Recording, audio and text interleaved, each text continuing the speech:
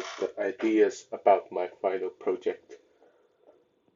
First of all, to get better understanding about this book, the first and the most important question I ask myself is what role does the character in this book play in the social structures at that time? Because everyone in this book have their own identity and social relations. From anthropology aspect, we may focus on the position and identity of different individuals in society and how these identities affect their life experience, especially my grandfather's life experience during that time period. This includes how social status, gender, age, and other factors positions individuals in the society. And this book is not only about what happened in 1958, but also includes stories till 2008. At this time period, China changes a lot, and so do the people in that book. So I concerned with how the social communities changes over time and how the new generation like us receives and pass on those historical elements. This includes changes in both anthropology perspective and historical perspective. The first problem I think the book meets is because this topics about China at that particular time period is not familiar for most of the people.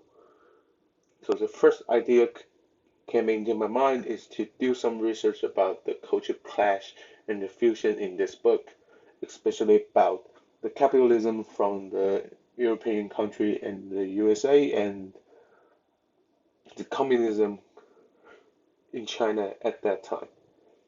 Is there a conflict or fusion between different cultures in the story of that book? From anthropology aspect, we may focus on the interaction between those cultures and the changes in the social structures, values, and ways of the daily life that occur in the course of such conflict or integration. For example,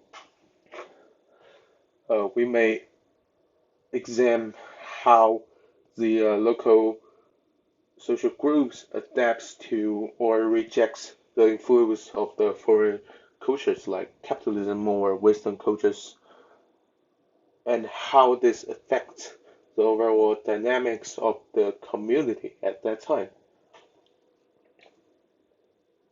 And the second idea came out of my mind is to study about the social structures and power dynamics at that time. Does the social structures in that book exhibit particularly classes or the power structures? Because from the anthropology aspect, I focus on to find out what reasons for the formation of those social structures and the effects of those structures on individuals and groups. They may ask questions such as how power is distributed in the society, and particularly in my grandpa's high school, whether those are the significant social gaps between different groups, like my grandpa and other students at that time, because they have different family background, and whether those gaps lead to the tension or the conflicts within the society at that time in China.